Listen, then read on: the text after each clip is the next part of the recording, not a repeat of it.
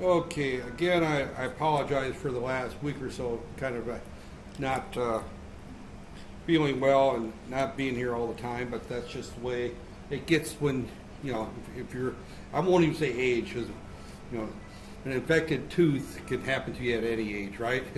That's there. And mine, it was coupled with the fact that it was kind of masked because I had the surgery just before classes started, and I didn't realize that I had two issues going that there. The surgery, and then after that, the infected tooth hit. So when I thought I was getting well from the surgery, then I started going down again. All right, I'm going to, the software we're going to be running is something here called Dev C++, right there. And I'll go through a demo. Mine doesn't seem to be running the same as yours. I've got some issues going on, and I'm just going to go ahead and just use the software and not worry about the debugger for now. I'll try to get my debugger working out there. So there is a debugger which will make fixing our code problems easier once I get to work. I'll show you what I'll explain to you what it's supposed to do, and I'll show you with the Microsoft compiler. I will probably continue to use the Microsoft compiler most of the time for the code demos that I run, but at least for this week I'll use this one here, right there. So, okay, this software looks like this right here. Let me just kind of close it right here and right there, close it, and right there. Before I get started here, let me just kind of go through the first software package right here, or the first demo here, and then we'll come back and go through the demo, and I want you to follow through. And I'm going to try to get through a couple today, right there, and probably get ahead of the gentleman right there. But first things that I want to talk about right here is this is a tutorial 3, which basically means that it's coming out of that textbook that they're test driving the inventory program. We're going to talk about variables using the CIN and the COUT streams to read data in and out of from the console. Right there, we're going to do a simple calculation, and then that's there, and just show the output. And I'll talk about the debugger, and then we'll move on to the next subject that's there. So, okay, right there, a variable in C is just a place where we store something that there. So, a variable in an integer, this is int, this means integer.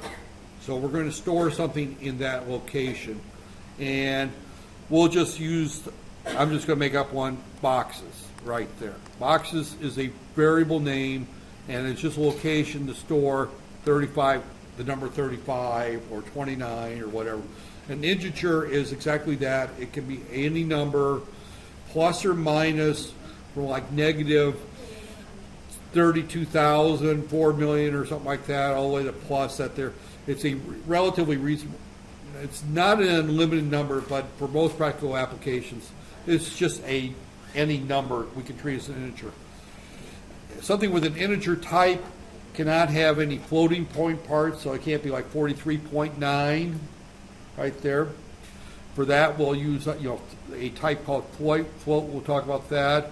We have different types of variables that there are different data types, and we're going to go through all those various ones that there. So this is a simple program definition right there. A college bookstore receives cartons of textbooks. Each shipment, each carton contains a number of books, textbooks. The mandatory wants to use a computer to calculate the total number of books arriving at the bookstore for each shipment from the number of cartons and the number of textbooks in each carton. So we have two variables right there. Variable number 1 is the number of cartons. Variable number 2 is the number of textbooks in each carton. The total number is going to be equal to the number of cartons times the books in cartons. This is not a very complicated program. That there. It's not that there. If this was given to you on a final exam, you'll be asked to write this program. You should be able to do that, right? Right there. The key thing is you have to read the problem and pick out what our inputs and our outputs are. We have two inputs, and we have one output right there. Our output is the total number of textbooks in a shipment. Our two inputs are the number of cartons and the number of textbooks in each carton, right there. So we're going to write a program. And our program is going to look like this. Enter the number of cartons, enter the number of items per carton, right there. So this is what our program is going to look like, and he called it inventory. We're not going to run this from the command prompt. We're just going to run it from within the program right there, but that's there. But this is what our program is going to look like right there. And it's just going to come back and say the total number of items is equal to that. So this is what our first lab, that your first project you're going to write. And I'm going to go through and write it up here first, and then you'll just kind of follow what I do on the screen that there. So resolve our calculation right there. Two inputs, one output, right there. So we have to define our variable types right there. A type is a variable type, and I mentioned the type we're going to use in this particular case is int right there. And we have to have a name for our variable, and we can also specify an initial value if we want right there. So, and I don't know who's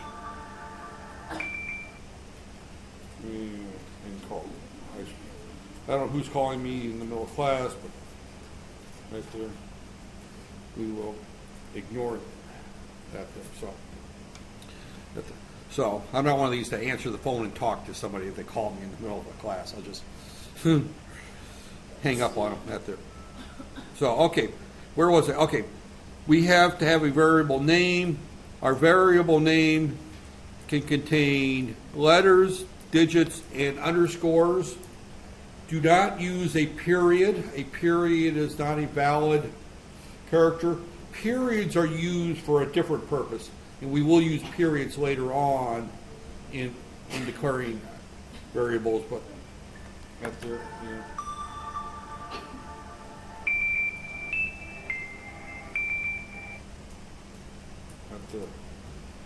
This person is persistent. That there. So, okay, that there. Now, one of the things here is we cannot begin with a digit right there. So, in other words, the variable name, fourth variable is not valid.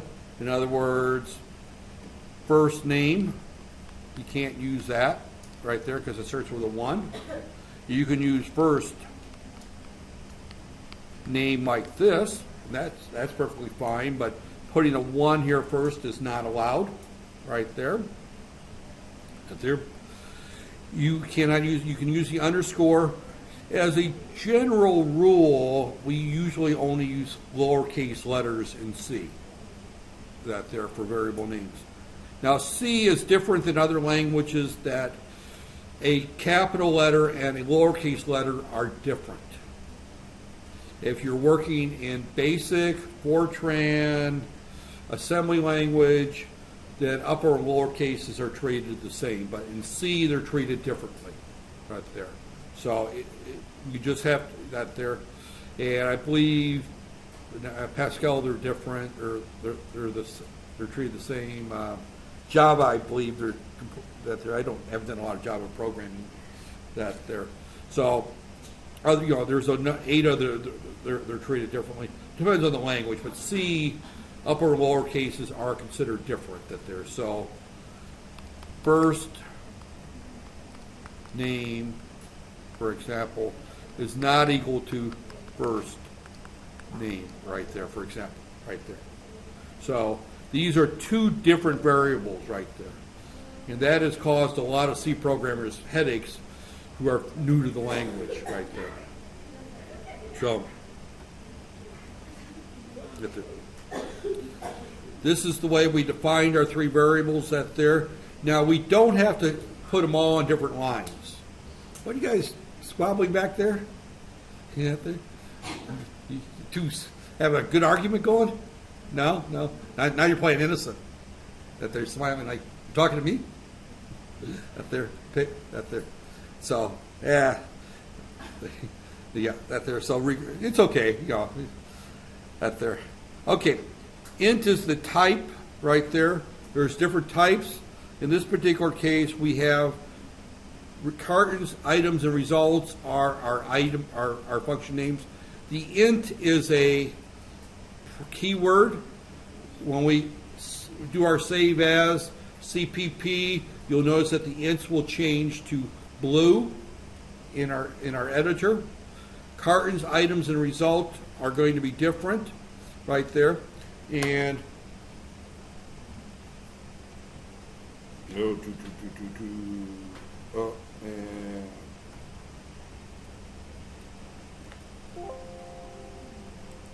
and I want to go ahead and bring up our C compiler, and I'm just going to kind of start this right here. So I'm going to go through here, and I'm just going to create a new source file right here. And the first thing I'm going to do is do a save as, and I'm just going to create a new directory, and I'm going to call this inventory. Right there. Right there. Put it in that there. And I'm going to call this inventory.cpp right there. Save right there. So I've now created a new file for this particular program right there. And I'm going to do our first include IO stream right there. We need to include that. IO stream. Hopefully that's right. We'll see that when we go back to our right there. Now, it's not shown here, but the IO stream is got to be part of our first program right there. Yeah, see, it's shown here, but oh, and I forgot using namespace standard right there.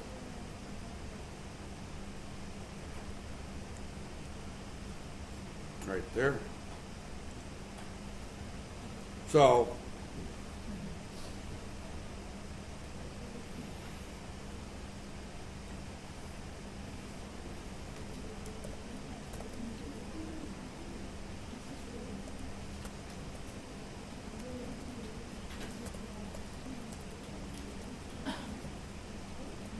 I think that's right. We'll find out here in a second. Right there. I'm going back to our unnamed, standard, okay. Using namespace std. Okay, before I go any further, let me just kind of highlight those two lines right there. Can you read those two lines up there on the screen? No? Okay. Let me go back to, those are these two lines right here. Include, yeah, that's right there. This is include IO stream, right there. IOSTREAM inside the less than and equal or less than or greater than symbols, and underneath that there is the line using namespace space std semicolon. Those two lines are just required by C to go ++ to use any of the standard IO features such as CIN and COUT right there. If where you're using C instead of C++, we would include IO.H right there, or standard IO.H that there. So depending if you're using C or C++, we're using C++ for the most part in this class, so we're going to be using the CO out there. So we have those two lines right there. So, and those are the two lines that I put right here. That doesn't look right. Using name, oh, and I just got done saying that upper and lower case makes a difference right there. Using namespace right there. Include. All right. It's, for whatever reason, it's not giving me blue that there. Let me,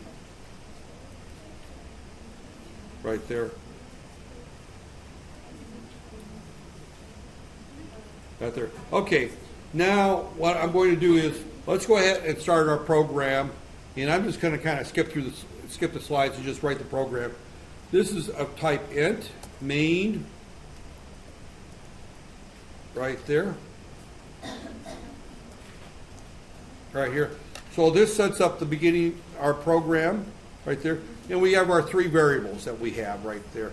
And I think it was what, cartons, items, and result. And we can call them whatever we want. So I'm just going to say int number of cartons, right there. Int books per carton, right there. And int total books, right there. So I've declared three variables right here.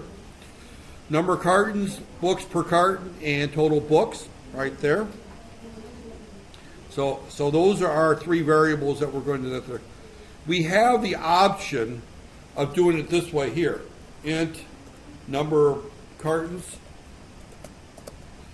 books per carton, and total books, right there.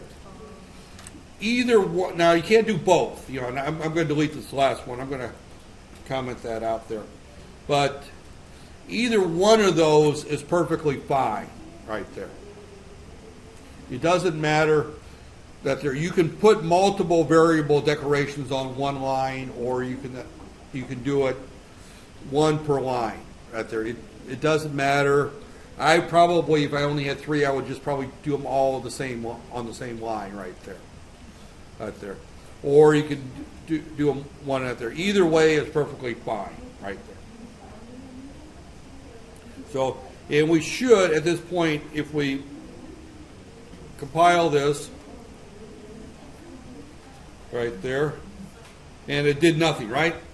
It did absolutely nothing right there. Because I didn't tell it to do anything, but it compiled correctly. There was no problems right there. Right there. So now we can go through here, and we're going to input our first variable. But before we can input it, we have to do our output. Yeah. I don't know. Let me see. Give me a second here. Buyer, editor, options. Fonts.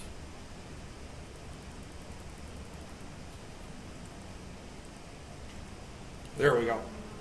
I can't zoom it, but I can change the font. Is that better? Okay. Everybody here is supposed to be under the age of 40 here. You should be able to see this in the back, right? Let's see. That I can read. I probably couldn't read the other one, but I'm 60, so that there. So, okay. The only problem we're going to run into is that I'm probably going to have to scan over when our lines get longer, but we'll leave it at that font for now. So, okay. Yeah, this particular compiler doesn't do the blue with the keywords like the Microsoft compiler does. Unfortunately, this compiler is a free one. It's a shared, it's a what they call open source compiler.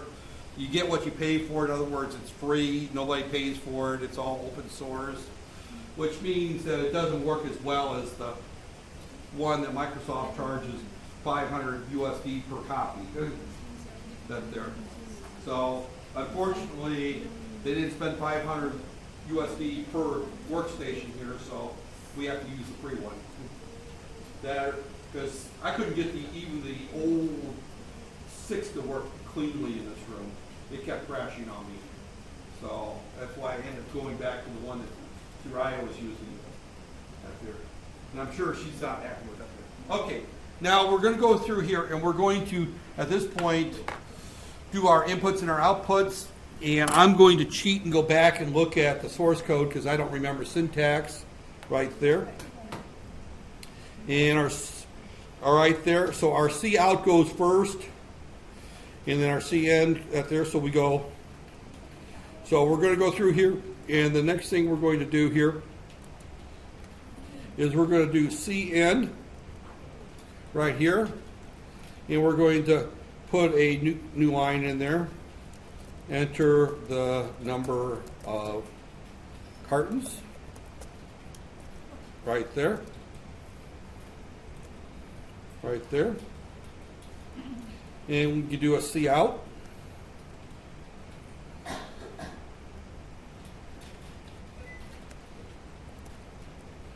And we call that number of cartons right there, and hopefully that's right. Yep. All right, wait. I got this reversed.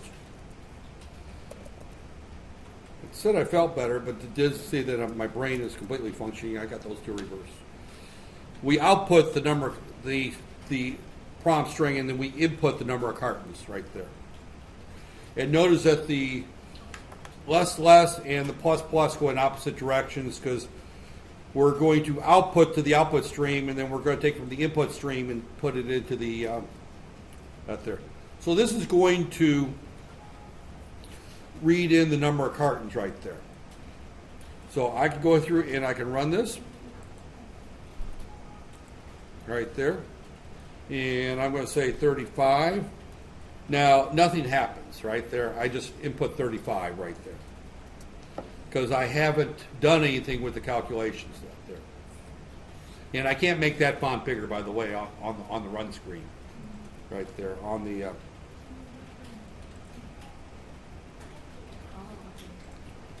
so that font I cannot change right there. Right there. Yeah, I can't. So if you can't, I'm sorry, but that just says enter the number of cartons right there, and I just put in an integer right there. Right there. So now I could, if for sake of argument, I could put a return right there, and I could say number of cartons right there. And in that particular case, if I do that, and a return, just to show that I read the 78.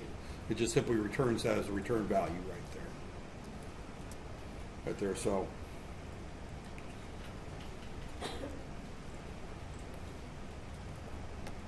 Right there. Right there, so. Okay. Now I'm just going to repeat this for getting the boxes per carton. See out.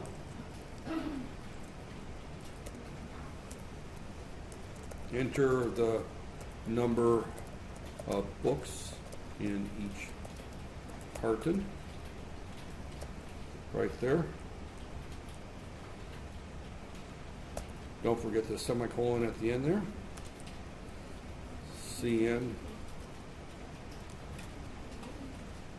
books per carton right there.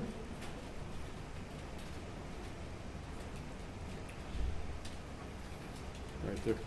Now, this return line is still going to return just the number of cartons, whatever the first one I press.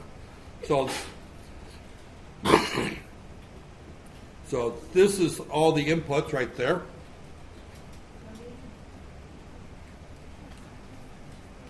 Right there. So again, this is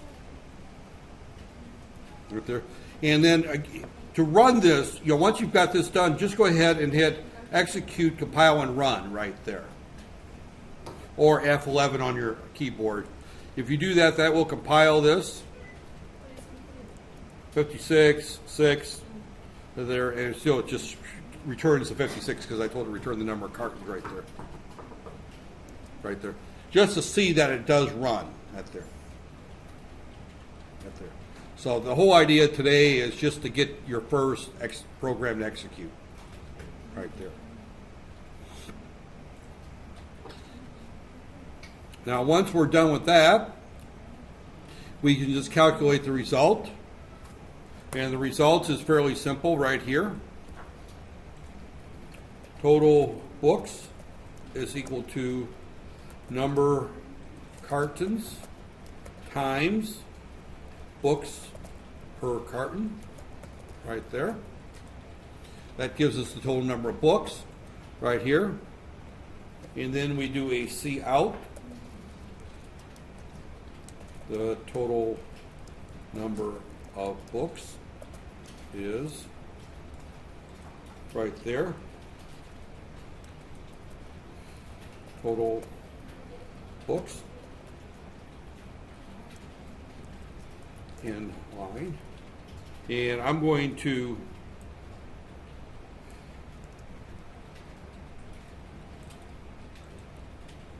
bring that up there to make sure I've got that right. Right there. They use result in n line, they just put 2 n lines up there. Right there. Okay. Right there. They just put 2 n lines there just to put more room. You know, I could put a second n line there, it doesn't matter. So those last 2 calculate the results right there.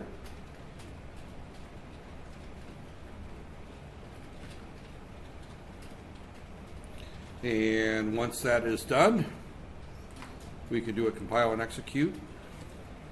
We're going to do 100 cartons, 20 books in each carton, and that gives us 2,000 books right there. Right there. And that's the first program. Fairly straightforward right there. Now, I'm going to give everyone a few minutes to do this right there. And you can see the whole screen there, the whole, right there.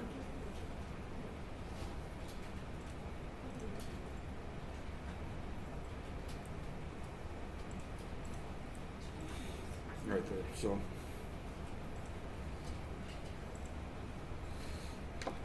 Yeah, this is a kind of long, narrow room. It's not really geared for those of you in the back to see the screen. It was small writing.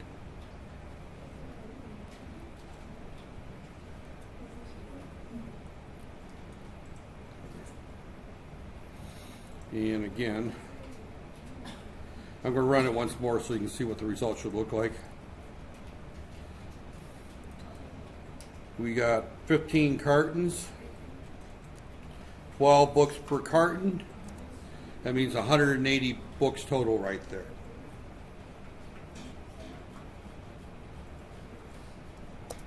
Right there.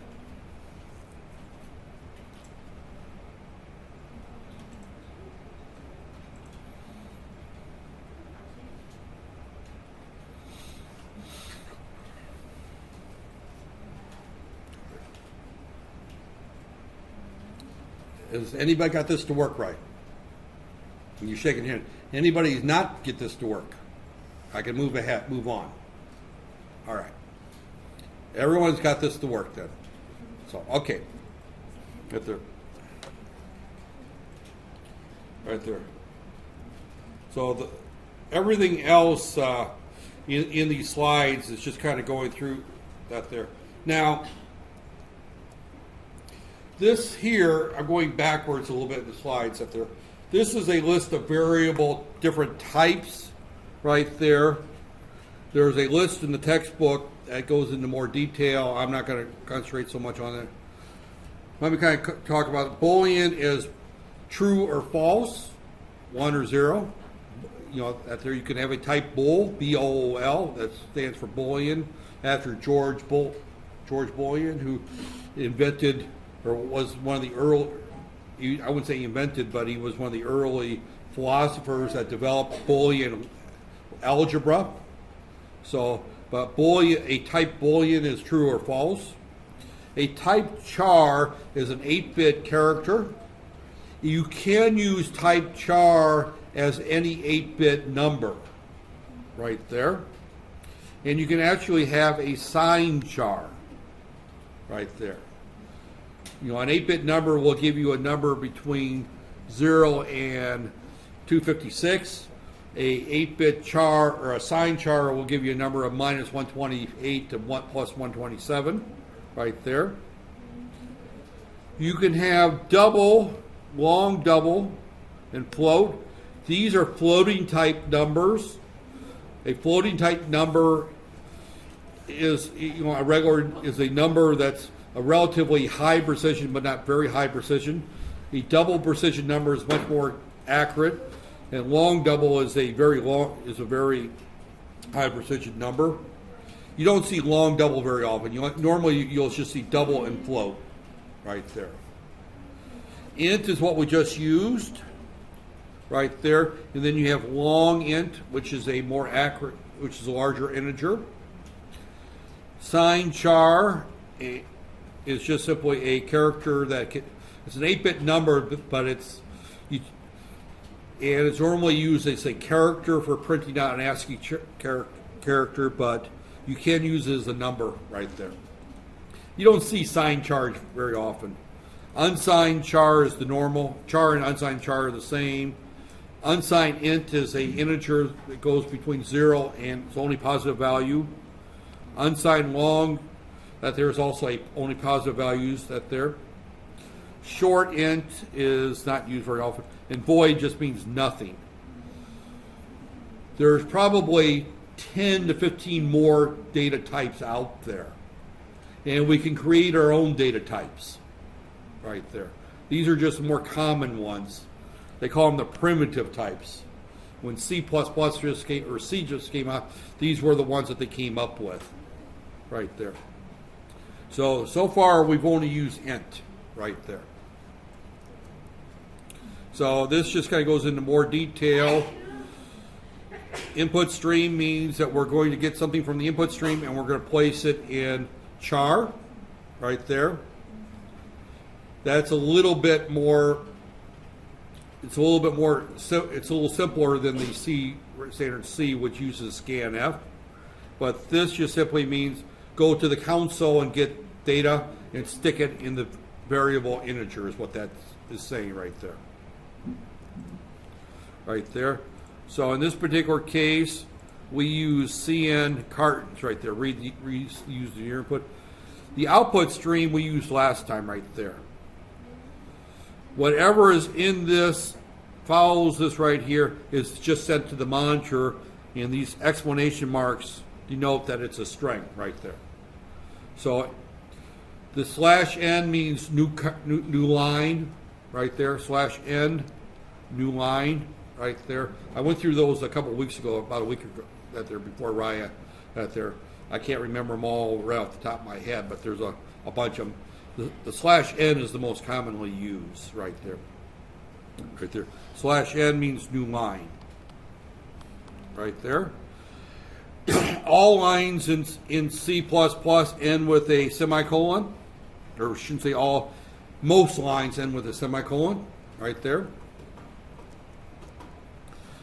And we've gone through this already. Prompt from the user cartridges. We multiply two numbers right here with the multiplication. We can also use plus, minus, and divide right there. And we also have mod and right there. There's a number of other math operations. We'll get into the integer divide and the mod operation later on right there, modulus later on. And then the assignment operator. And things go from right to left right there. So whatever is on the right-hand side of the equal sign is moved into the memory location on the left-hand side right there. So result is equal to cartons times results right there. This is an assignment operation. It's not a mathematical operation. In other words, I can say A equals 5, and then I can say A is equal to 2 plus 2. And that's not saying that A is both equal to 5, and then A is equal to 2 plus 2. That's saying that A is equal to 5, and then after the next line is executed, it's now equal to 4, right there. So different languages, you have to be careful, but this is an assignment operation right there. Assignment operator, it's taking whatever's on the right side and sticking it into the variable on the left side right there. Keep in mind that I cannot say 5 is equal to A, but I can say A is equal to 5. And my pen.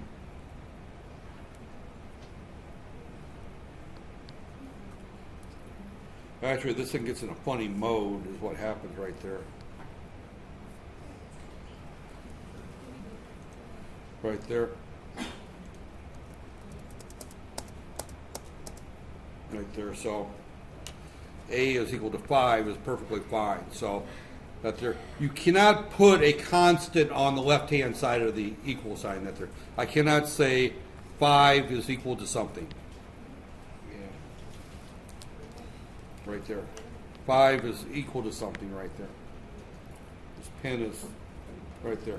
You have to, your sign, what's on the left side has to be variable. And it has to be a single variable right there. It cannot be right there. So, and I think that's really obvious when you look at it there. Now, on the right-hand side, we do our normal mathematic operations. We'll get into that in the next day or so. Right there. But we multiply the results and we store that in a result. That's what the assignment operation does, is it stores it into that variable location. Right there. So what's on the left-hand side has to be a variable name. Right there. And then finally, that there, we've got this inline, that is a standard variable which puts the new line marker and flushes the output buffer. In other words, anything that's ready to go out, it sends it out right there. It cleans it there. Sometimes computers in general, they'll put stuff in buffers and they won't put them out to the output until they see this new line or the end of the program right there. So Windows is notorious for that. That's why, for example, if you use a thumb drive, you have to eject the thumb drive because you need to flush that output buffer. So these output buffers are just kind of like cleaning everything out and make sure it's ready to close right there. But they're usually most operators that they're concatenate basically means that I'm doing 1, 2, 3 different strings outputs in the same line right there. So cout is first going to get the total number of items, then it's going to get the results, and then it's going to get 2 end of the 10 line markers right there. And that's the end of the program right there. Right there. This is the entire program. Where's the comments added? I didn't add the comments right there. No, everyone's done that there. Okay, this is just basically goes through the memory. I talked a little bit about that. Cartons is the location memory. Right there, items, and then we multiply that. But these are all various locations in memory that store that there. So, and they're all of type integer. So you have to give it a name and you have to give it a type. And that tells the compiler to just set that amount of space aside for whatever we're going to use it for. These are our arithmetic operations. We've got our basic ones right there. Multiply, add, subtract, divide, division. We also have one called remainder, which is the percent sign. That does a integer divide and returns back the remainder. So in other words, 5 remainder 3 is going to be 2, because if I divide 5 by 3, I get 1 with a remainder of 2. The modulus is the same thing essentially right there. So there. So mod and remainder are the same thing. Division, you can have division that is integer division or a floating point. Depends on what you return back right there. So our C++ is C plus 7, P minus up there. Notice that we have the percent sign for the modulus. If you're dealing with C, you might see the word mod, M-O-D, right there. If you're dealing with C++, you see the percent sign up there. So then you have plus sign and minus sign up there. Integer division just simply discards, it doesn't round. So if it's a type int and I say x is equal to 3 divided by 1, that's going to be equal to 3. But if I say 3 divided by 2, that's going to return back a 1. That 0.5 is lost right there. So that's there. And integer division is basically looks at the type, your variable types. If it's type int, it's going to automatically do integer division right there. Now you can't put the word float in front of a that there. In other words, I could put this thing out there.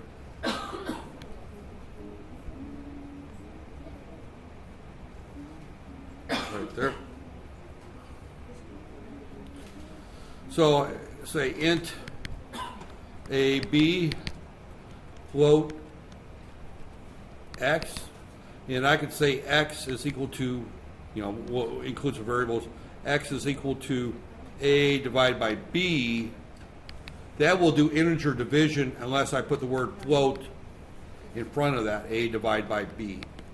Right there, x is equal to. This is going to return back the integer division. This will actually treat it as a floating point operation. C will often see A and B as integer types and do an integer operation. So I put the word float to tell the compiler that I want it to be a floating point operation right there. So for example, in this case, if A is equal to 3 and B is equal to 2, this is going to return back 1. This will return back 1.5. So you get a different result if you put that word float in front right there. So again, if there must be written in straight line form, these are the rules. They're the same with any programming language. These are tricky rules in the fact that they will show up on test questions and things like that.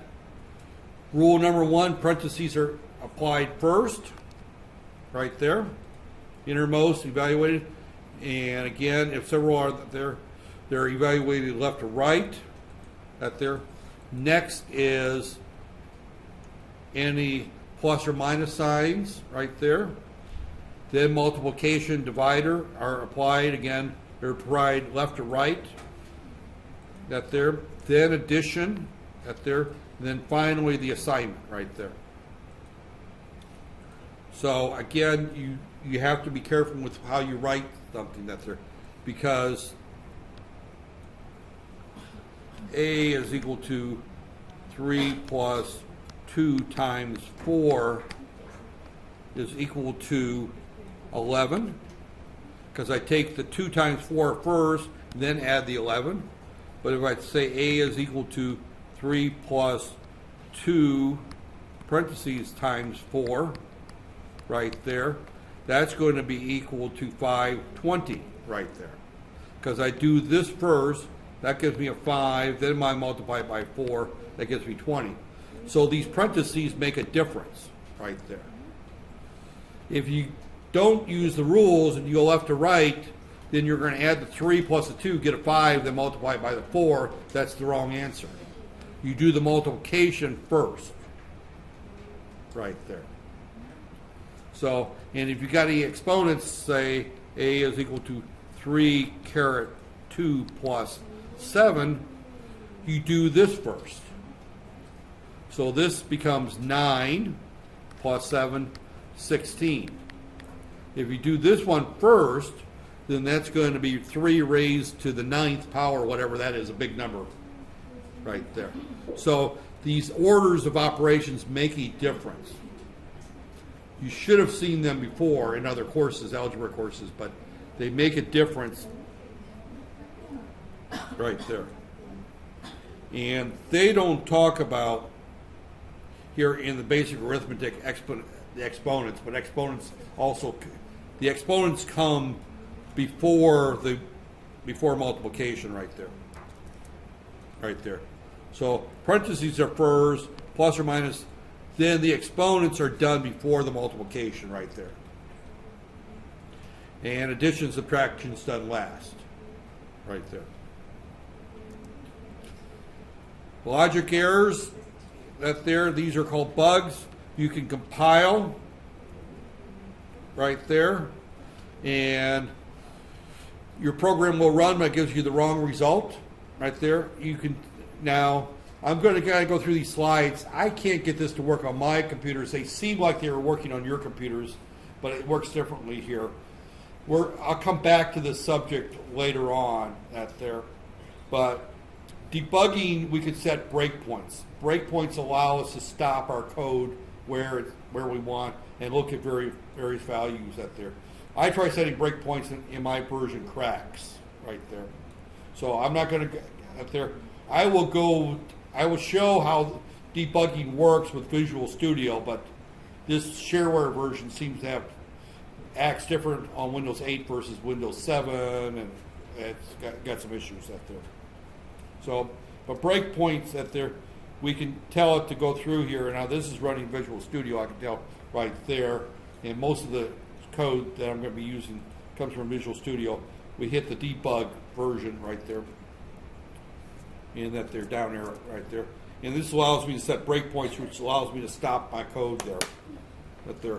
So I will probably show breakpoints using Visual Studio, even though you can't do it at your desk that way. That there, hopefully we can get it up there, but our breakpoints right there. So we can set our breakpoints right there. So again, I'm not terribly too concerned about this. Breakpoints do help us later on with debugging large programs, but you can debug without using the breakpoints right there. Matter of fact, let me just kind of go through here.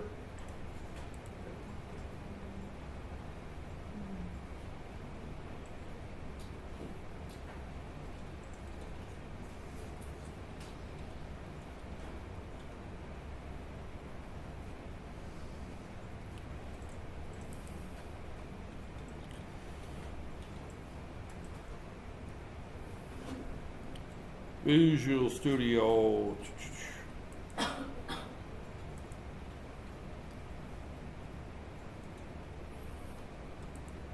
Right there. I'm just going to bring up Visual Studio 2013. Right there. New project. Insert that there. And I'm going to call this inventory. Right there.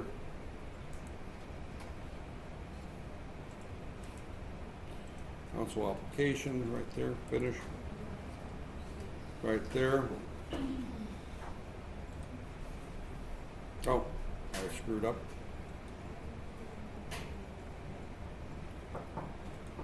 Right there.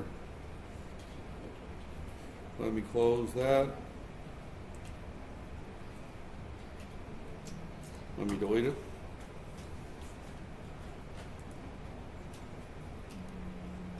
Nope.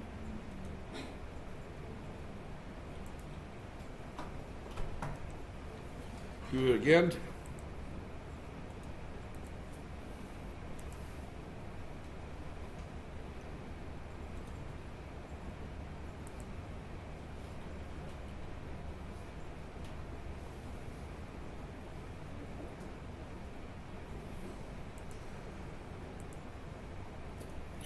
I made some mistakes up there, and we're going to do start new project. Windows up there, I called it inventory. Right there, I put it on the desktop. Okay. Next, Windows application, empty project, right there. Turn off the security checks right there.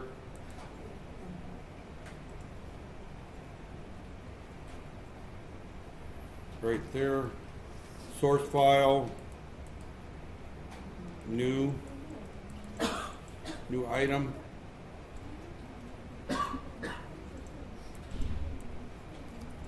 Inventory. .cc or CPP. Right there. And I'm just going to include standard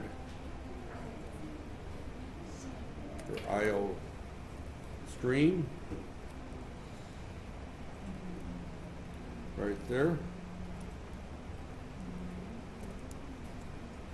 That they're using standard namespace right there. And void or int main. Again, I'm just putting the same thing that we did before. Right there, int, and I'm going to call it number carton, books per carton, right there, total, right there. And I'm going to say cout stream, enter number of cartons, right there.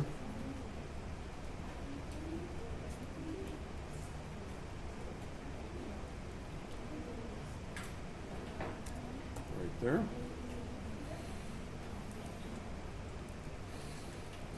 CN. And we call that number cartons right there. Cout. And we got a mistake here. Right there. Cout. Enter books per carton. Right then again. Right there.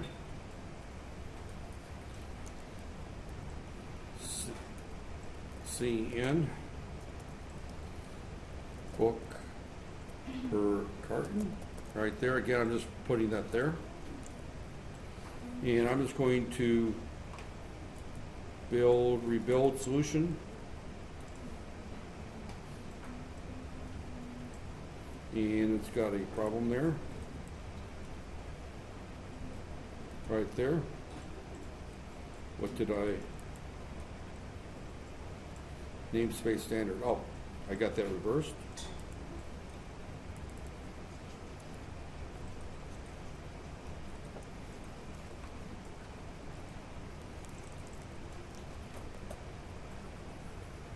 Right there.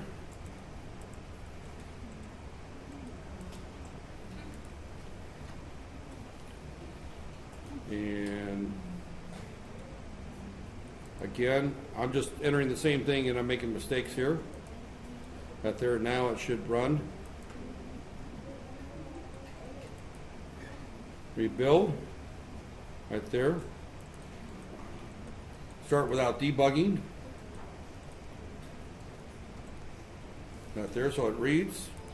Now we just simply go that there, and we can say total is equal to book carton times number carton, right there. And we could do cout, right there, the total number of books is. And I know this is all boring watching me type here.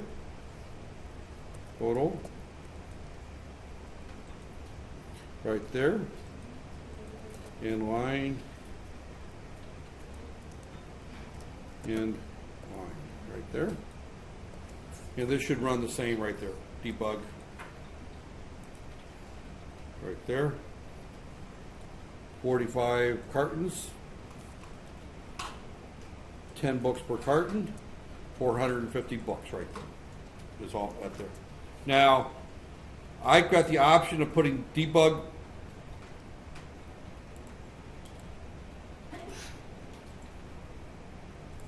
put a breakpoint in there. My screen just went blank or something. Oh, am I running low on battery? Oh, yeah, I'm running low on battery. Right there. Okay. If I put a breakpoint in there and I tell it to run right there, it will run to that breakpoint and stop right there. So I hit 34, for example, and it stopped right here at this point right there. And down here it tells me that the number of cartons is 34 at this point. And then I can tell it to debug. I can tell it to continue. I could tell it to step into F10 right there, step out. I can do a step 10, 11 right there. And then it goes into that function, which that there. Right there. But right there.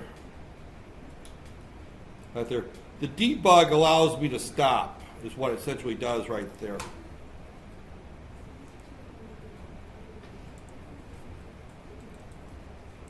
Right there.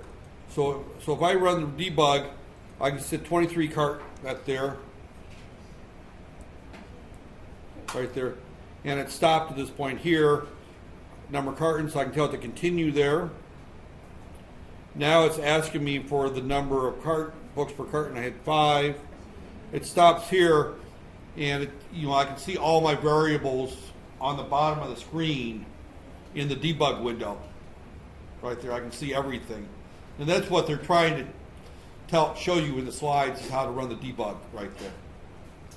So this debug is a very powerful tool, but unfortunately we're not running it right there. Now I'm going to close that right there. I will use the debug window as I go through it and show how programs work. That there. I will be using the debug window. So keep in mind that the debug windows you will see again, I just can't run it with this software. I have to run it with Visual Studio. It works fine with the Visual Studio. This here gives me the option of turning on the breakpoint right there. Toggle breakpoint. As soon as I do that, and I tell it to compile, it will come back with it usually just crashes right there.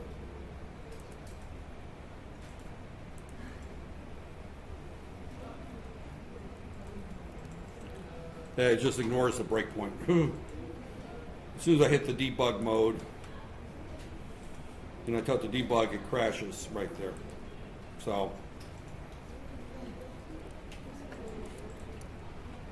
right there, so it just crashes right there. I think I've lost everybody. I put everyone to sleep right there.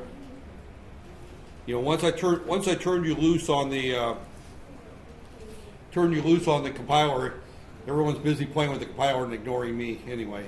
But the debug goes through on how to set the debug. Unfortunately, these instructions are with Visual Studio, and they work fine with Visual Studio. They don't work the same with that software, and I can't get at there. I may next time bring that up there.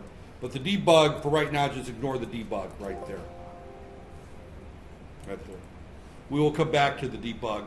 You'll see me use the debugger, because it's very important. I go through the debug to show step by step what's going on in the code.